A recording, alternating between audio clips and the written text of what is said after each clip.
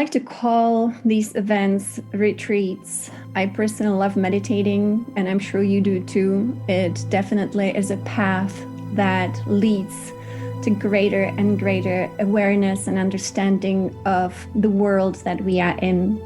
And this is not only a world like a planet, we are part of a very big world. I'm going to share a little bit of what I call an activation through frequencies that come through when we speak about these beautiful realms of creation. As we have come into this embodiment in this lifetime, we came with many missions, or maybe just one mission.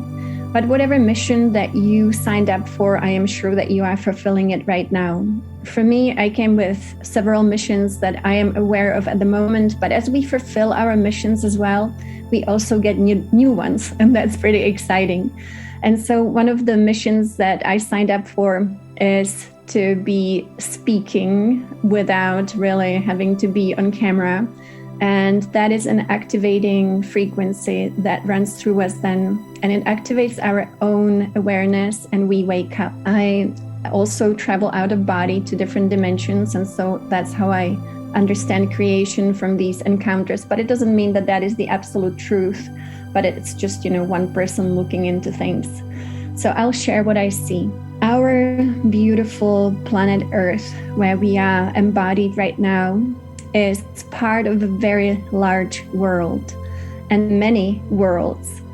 If you look at creation as cosmos, cosmos was birthed and is being birthed every single moment from eternal Big Bang. We can call it Big Bang because scientists do, but really it is source of all creation, the primordial source. Now you can see it as the ultimate sun. And so many people have encounters with what they call God, but it could be all sorts of things and beings and different suns, because when creation had the initial impulse, this explosion of consciousness, not only non-physical, but also physical, that's how we have physical worlds. When creation was birthed, the original impulse came from that explosion of consciousness that we would call the Big Bang. It is exploding light, but also on the physical level, it is particles. On non-physical levels, it is exploding of light and geometries, and really the mind of the primordial creator. We don't only have one universe. When this consciousness started to expand, it of course is the ultimate intelligence of creation that you could call the prime creator. It expanded into many different universes, and it is still expanding into many different universes. We have multiverses. When you merge with the consciousness of this cosmic source, you get to understand that creation has one purpose, and that is constant expansion, constant experimentation. It really is this game of life to see what is possible, these infinite possibilities. Creation, just so that we get to really know this big world that we are part of, is best represented by what we know as cosmos. Now for us, cosmos you would think it's physical, but cosmos is also very much non-physical.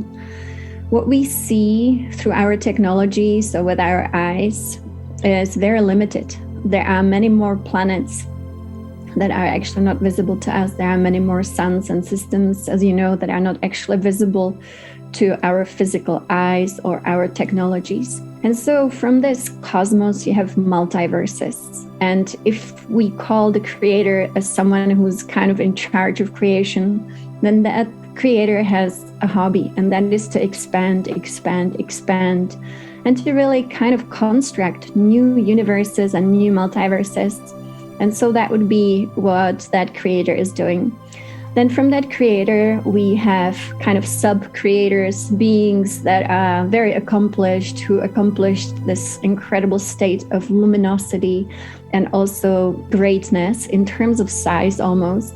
And so they are able to work directly with source energies. And it's almost like when you take the sun, then these beings would surround that sun because they can handle that light, they can handle that intensity of energy. And this is how it pretty much works. You constantly are stepping down energies. Then these creator beings create their own universes. Then within the universes, they call upon other beings who can create solar systems. Then those beings create those solar systems. Then those beings call upon beings who can create planets. They create planets. And so everything is kind of like a stepping down. Now, this is pretty amazing when you think about it. And that also perpetuates creations eternally, forever. We can never get exhausted because all these beings have amazing creative cosmic minds, universal minds, planetary minds, solar minds. And in a way, this is guaranteed to always expand. One of the things, if you notice about our world, it seems to be a planet, and we seem to be part of kind of like a small solar system. But there are many more planets in our solar systems, and there are actually many more suns in the solar system that we are part of. We are part of a solar system called Alpha and Omega. Within all of this, when you go and look at cosmos, then you are in multiverses, then you are in one universe, our universe. And then within that universe, you would have a bunch of solar systems and planetary systems and galaxies, right? And then you step it down to one little solar system that we don't even know because we cannot really see it, or we don't even know it through our technology. And this is the solar system of Alpha and Omega.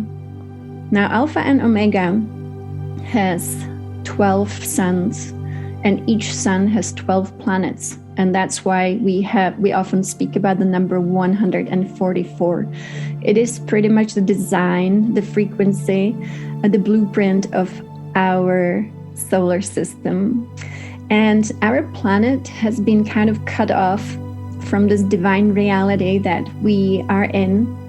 And it's been a very long time. And when we speak about ascension, we actually speak about returning to the system of Alpha and Omega. The way that this has been happening is that obviously we have so many planetary changes. And this is all about changing the energy of the Earth herself, which is happening every day. And as your body is part of the Earth, your body is changing with her. And this is really what's been happening the last 2 years. Our cells are changing. Our physiology is changing. Our biology is changing. Our nervous system is changing. And so we are being changed from within because the Earth is changing. The Earth herself is now being kind of rewired energetically to become the star that she deserves to be, the star of freedom. And for those of you who can see these changes, you see the geometries that are changing, the ley lines, the acupuncture point of the Earth. The whole planetary grid is changing and will change even more so. So for our ascension purpose, we should know that it's not so much that humanity is ascending, it is the Earth ascending, and we are ascending with her back into the system of Alpha and Omega. So you will see, if you follow space weather, which I highly recommend having an app on your phone where you can be notified when there are major solar events. At the moment, we have actually very intense solar events. That means solar flares that are high in intensity. And when there is a solar event and this plasma arrives on planet Earth, not only is it changing the electromagnetic field of the Earth so that she can be that star of freedom, but also it is changing our own physical bodies. When our physical bodies change, it means our DNA is evolving. We are being upgraded with these solar events. When the electromagnetic field of the Earth changes, also our own electromagnetic field changes. And so we are deeply integrated, of course, into the planetary ascension.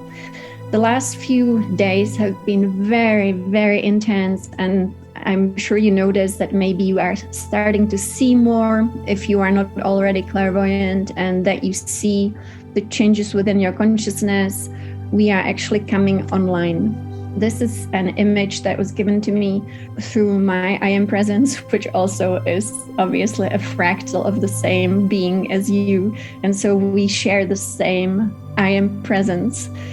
The I Am Presence, when we speak about the I Am Presence, it really, you can imagine, I always work with the energy of what I call the Rainbow Serpent. And the way that she explains this to me as the mother of creation is that each scale on her body is exactly the same. And that is the I Am Presence of you and me. We are the scales on her body. They are exactly the same. And so when her skin changes, we all change with her. And this is pretty much what that one scale would look like. And then when you put all of them together, you get the body of the cosmic I Am. So the I Am Presence that is now within us, fully integrated and really upgrading us every single day, has these beautiful 12 aspects of divinity. And again, that will remind you of this amazing system that we are part of. Not only are we aware of, if you know astrology, you know that we have 12 constellations. That's why we say that, Jesus had 12 disciples. It is all the same story telling us about the importance of number 12. The 12 aspects of divinity really is what is important. And that's why our solar system of Alpha and Omega is really a solar system where we work with these 12 aspects of divinity. So they come as rainbow. You see, it's a multi-dimensional rainbow, not only with 7 colors, but these multi-dimensional colors. I every day recommend these days. I actually don't find anything more important than that, is to work with your I Am Presence, your divine self, and to ask your divine self to give you a feeling, a sign, to send you an orb, to give you clear instructions on how to fulfill your divine purpose during this amazing transition. So this is the I Am Presence. It's very simple. As such, we just state, I am my I Am Presence, or I am my I am. And I ask my I Am Presence to show me this energy, to show me where the I Am Presence is focused. And you will see that the I Am Presence is focused in your heart. The other aspect that is coming online so much and has been coming online for us is our rainbow body, our body Deva. Amazing magic and mystery is unfolding in our physical bodies. And that's why if we listen to our physical bodies, we might hear that it's time to adjust maybe our diet, to become more light when it comes to what we eat, what we drink, to drink a lot of fresh spring water, but also when we are ready to stop eating things like meat, of course, because that does not resonate really well with our evolutionary trajectory. So it's time to really listen to those two aspects of us, the I Am and then the body Deva. And again, I recommend in the morning when you wake up to connect with them and to ask for guidance and to be guided by both of them, because your body Deva is actually your best, most trusted guide in this physical world. It is a being of a physical world. It is a being of the elementals. It is actually a being that can guide you in your day, moment to moment, in how to really move and how to eat and how to drink, how to sleep, how to exercise, all those great things. And of course, breathing. Breathing is very important these days, more than ever, because every time we take a breath right now, we are taking a different kind of breath than we were taking before solstice in 2021. Actually, because we moved the earth really into a whole new time-space reality. We now are not breathing the same energy that we were breathing before solstice 2021. And for us in Northern Hemisphere, it was winter solstice, so December 21st. So now when we inhale, we are inhaling really the light of God more than ever. When you look at reality from this quantum perspective, and maybe this is something that you see often, maybe in your dream time these days, maybe you see it with your third eye when you meditate, but there are patterns of the quantum field that are being revealed to us. This is a beautiful piece of artwork that was created by a dear friend in New Zealand. And this is one of my favorites, actually, to show us quantum reality. Quantum reality, as Divine Mother showed me, is made of really rainbow strings of light. We are in this quantum reality. It's pretty incredible. It's almost like looking at the tree of life from the top down, or it's looking at a toroidal field top down, or bottom up, actually, it doesn't even matter. And we are within that field. Everything in creation that I have ever seen is actually constructed with the same blueprint, which would be the blueprint of the tree of life or the toroidal field that also we see here in our rainbow body. Now, when we are in these quantum realities, which we always are, you can call it hologram, you can call the whole universe hologram, you can call the whole of creation a hologram, because it's all created through these quantum particles, the strings of light, this rainbow source light. Within those dream worlds, we create many beautiful worlds, or also a world that really was not as perfect as it could be. And that was what we have witnessed the last, especially 12,000 years. That involves some exploitation of this beautiful planet and also our bodies and our societies and so on and so on. But we are coming to the end of it. This is the biggest quantum leap ever. Within this world, let's say that I'm constantly thinking about beautiful, clean water in the oceans. And then you join me and we start envisioning, using our creative mind, beautiful, clean oceans. And then we invite friends, and it's going to be hundreds and thousands of us, kind of thinking about the same thing, using our creative imagination. And then in this quantum field, we actually create that. So it is through our creative mind that we create worlds and also potentialities in this quantum field. And that's what we say the universal mind contains all possibilities, and we kind of can download them into this planet. And this is what we are doing right now. As a planet, we are moving into a whole new quantum field. We can call it the new Earth. And in this quantum field, we have done some clearing recently. And so the quantum field became liberated through all that we have done, as light workers, and through all the meditations and invocations. So now the quantum field contains, again, these amazing potentialities of the new Earth.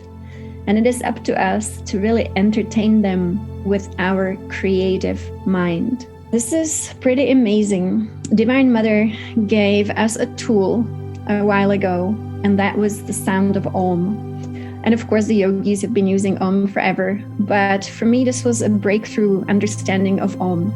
Divine Mother told me that if we chant Om, we are actually creating clean, beautiful quantum fields.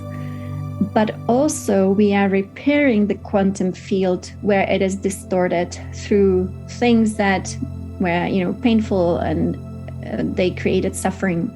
So just like when we think about, let's say, love, then love becomes anchored in this quantum field. When people feel fear, fear becomes anchored in the quantum field. And so everything that we really use our mind for, we can use it either for some positive imagination or negative imagination. And so you would probably agree that pain, suffering, and fear is not so pleasant. But when a lot of people think that way and feel that way, they create those distortions in the quantum field as well. So when we chant Om, we actually delete those distortions. So it's a great service to actually humanity, Mother Earth, and our evolution. So I would like to inspire all of you to chant Om every day, at least 3 times, magical number, especially when you are taking a shower and you connect with the element of water. The water will carry that Om with her wherever she goes. And so that's kind of like doing really beautiful planetary magic, chanting to water, not just chanting to water, sitting by the ocean, river. Water is a very important being, and she is very conscious, super conscious. She is absolutely incredibly cosmic being that we can't even imagine what water really is. And so when we communicate with water, we actually are doing amazing service to creation. And we are starting with Om to work on the quantum field of planet Earth. I will be chanting here, and I have a recording of group chanting with Sanaya, actually. And so just if you can chant for 2 minutes and focus on clearing the quantum field, liberating this field from whatever needs to be still removed, but also your personal field, of course.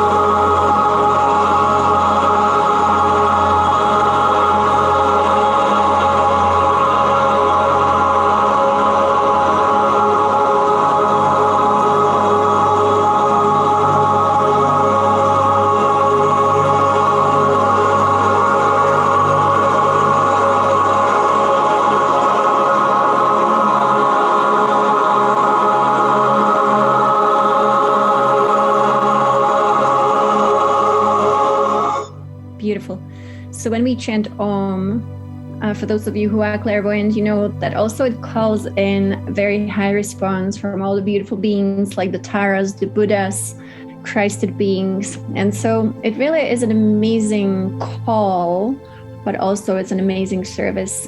I would like to tell you a little bit about this ascension process, where it's taking us. And I know that every single one of you is participating in it, you are assisting it, and you came with your tools, your missions. But it's also really important to have a collective.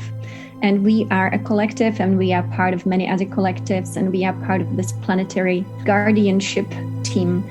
We are planetary guardians that have been part of planetary evolution for billions of years. We can have existences in other dimensions, other galaxies, other star systems, other planets.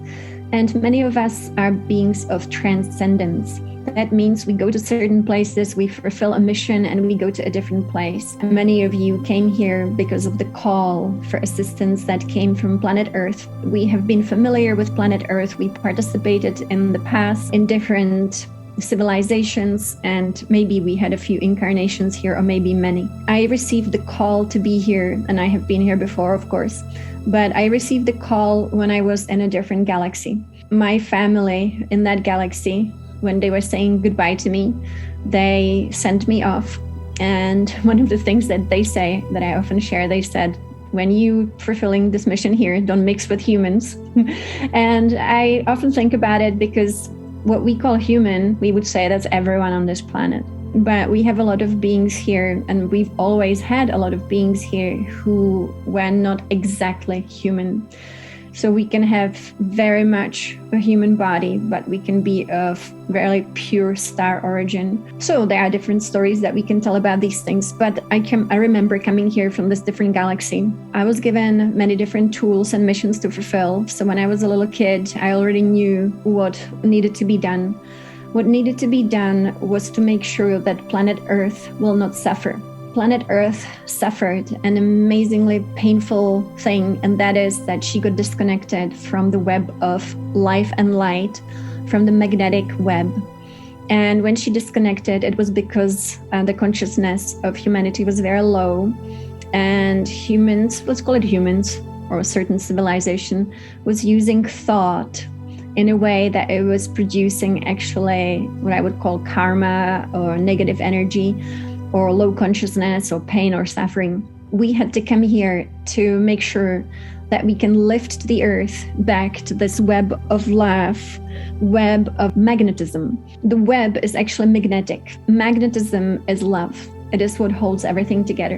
One of my missions has been in this lifetime to travel to these other dimensions out of body, so what people would call astral travel, and to bring back knowledge or to bring back tasks and information. I have traveled to the New Earth, I shared before several times, so I can describe it in many different beautiful ways. But what's important is that when I was on the New Earth in January this year, I met with the council that is overseeing this big process of planetary ascension. We were discussing how we can actually create a shift in this physical reality in a very creative way and a powerful way. What we discussed is that if we bring this technology to planet Earth, which will seem like vortices of source light, and we will kind of plant these vortices all around the Earth. And these not only will already be completely filled with the highest source light, which was shown to us as golden rainbow light, really swirling vortex, true vortex. But also these vortices will be receivers of source light. And so source light normally can only really travel through vortices or pathways that are strong enough to receive it. That's why we don't give initiations to people that are not energetically prepared. That's why people have, let's say, negative experiences with Kundalini activation when they're not ready. It's like we are a cable, and only a strong, perfect cable can receive strong energy, right? It's like high voltage energy. You don't want to be burned by it. That's why we step down source light. Stepping down source light is just the safe way of doing it. So that's why, let's say, source steps down light to someone who's an initiator. Initiator steps down the light to some beings that we could call ascended master. Ascended master will step down the light to your guides, and then your guides will give you the exact amount of light that you can handle physically, emotionally, mentally, etherically. If, let's say, a person was not ready and they received a transmission from an initiator, which, should never happen, then it will burn them and they will have a shock in their energy system. Now, not only do we have physical energy system, which is our meridians and the chakras, we also have an etheric system. And so that's why everything should be done in this stepping down hierarchy, which means we are just being safe. So I was told by this council that we need this most powerful vortices, kind of like power stations around the earth, and they will be able to receive the highest of the highest intensity without obviously burning or being damaged. I was told that these beings would sit with me for 33 days and we would create this hardcover book called The 33 Codes, which really is not a book, but the book itself, like the physical object, is the vortex. So we have been distributing these books around the world, and I know many of you were so kind and selfless to actually receive the book and place it wherever you are, and to take it with you when you travel, which was one of the things that also we were asked to do. Because the book, when it travels, it leaves behind a pathway of golden source light. And so since August 2021, these books have been traveling around the world. They have been anchored in nature around the world. People put them in altars, around the world, and the changes, exactly what the council said would happen, has been happening. These books have been emanating the source light exactly as it was intended. And I called it the undercover kind of ascension plan, because what needed to happen is that we bring something so intense into this world. And it's really a book that I say it's not a book that needs to be read. It will be read eventually by future civilizations. That's what I was told. It also has language that kind of is not like exactly the language that we use right now. But it is actually the physical object. Now, the council explained to me, so the book is called The 33 Codes. I don't know if you can see it here, that I'm showing it on the slide. You can get it from our website, which is greentara.guru, and the link will take you to Lulu Publishing, where you can purchase the book. But truly, it is about service. And I'm not saying it like to sell a book. I would never do that to anyone, and not to myself, because obviously that would create terrible karma. But I want to say it how it is. Since August, the planetary grid experienced the biggest change ever since the fall of Atlantis. I was there when Atlantis ended. I know exactly how the grid changed. It changed so much that we all ended up in illusion, in amnesia, and what we call today, humanity has been asleep. That was the result of the fallen planetary grid. Since August 2021, the planetary grid, the old one, has almost dissolved, and it will be switched off. Now, these vortices that are embodied in this book are so strong that they have been dissolving this old planetary grid work that holds the illusion within it, that we are almost there. We are almost at what I call the switch. The switch comes when we switch from the old grid to the new grid. All that we call illusion is held within the old grid. All that is divine reality is held within the new earth grid, which actually is an ancient grid. So this ancient grid has to come online completely. And again, this book is part of that divine plan. And that is to switch on the new ancient planetary grid that the earth had at the beginning of all things here on planet Earth, when we had the first civilization of Mu. But at the same time, it will be new. It will be adjusted to actually be even more perfect, because we are stepping into what we call the new earth as our next evolutionary step. So thank you, all of you, for holding, these vortices wherever you are, and also moving them around the earth to create these new pathways to really bring on this amazing transformation. These energies will be coming to us from our sun, so solar energies, galactic energies, cosmic energies, and we will see many physical changes. We will actually see very huge changes, but you have to know that the earth has to also change her body. And so the way that this council showed it to me is that the next step will be that the earth will be blasted several times with these very intense energies coming from all these different sources. And each time a layer of density will peel off until the new earth will be completely born as an inner dimension of our physical earth, and that will be the new earth.